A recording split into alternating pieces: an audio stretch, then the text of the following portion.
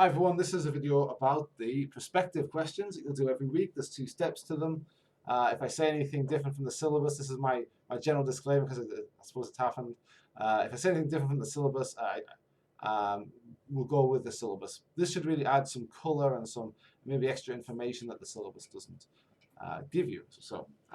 But this is an addition to the syllabus. This doesn't replace the syllabus, and this doesn't change the syllabus in any way. Okay.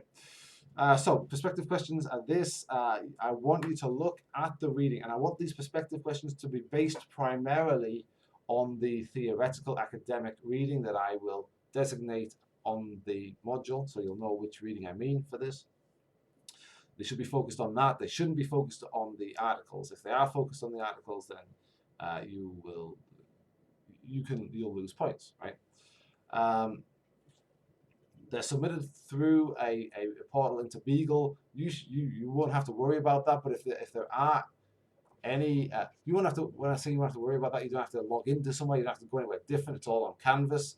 The only time you have to worry about it, I suppose, is if anything seems to go wrong with your question while you're submitting it. If you're saying, I'm not sure if that's submitted, or I thought I'd submitted it, but it doesn't look like it is submitted, I don't get the points for it. That sort of thing can occur. In this event, if it's for these perspective questions, the right person to contact is Beagle, whose contact details are on the syllabus, right? So, and if you email, feel free to email me about any problems with it, because I'll certainly be interested to hear. I'll direct you to Beagle. Hey, if you contacted Beagle, do that and let me know what they say. And of course, they talk to me too, so they'll probably let me know as well. So it's through Beagle, but again, you don't have to access it anywhere other than on Canvas. You'll go on Canvas. There's 2 steps. Step 1 is the question.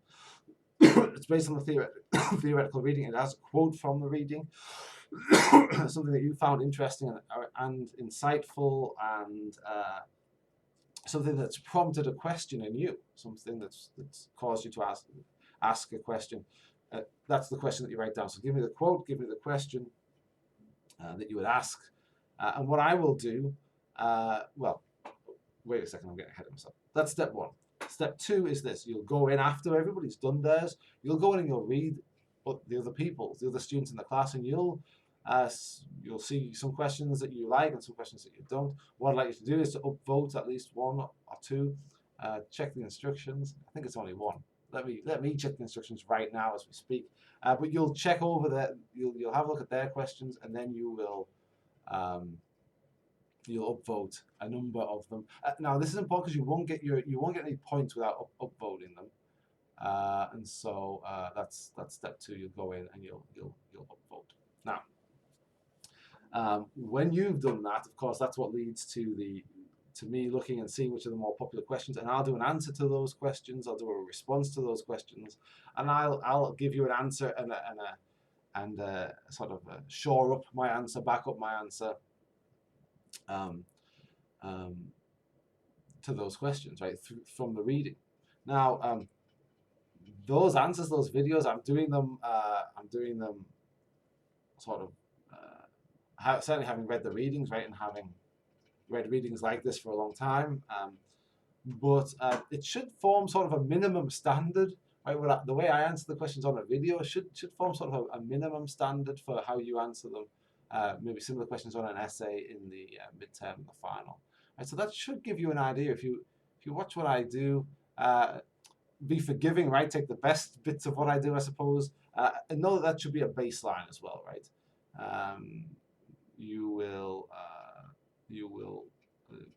Written work is usually much better than you've got more time to consider what you're saying. You'll have an hour and a half for the exam. I'll be doing the videos in sort of 20 minutes. So of course I'll have the book in front of me as well. Not the book, but the readings in front of me. So, but watching the way I respond should give you sort of a minimal baseline for maybe what I'm looking for in the being mindful, right, that speaking and making a video is different, and that the questions on the midterm and final will probably look slightly different from your questions, but will be based on the content of your questions, right? So it should be very helpful. That's it. That was the perspective questions. You'll have these every week, and so um, uh, this should be a useful video for you.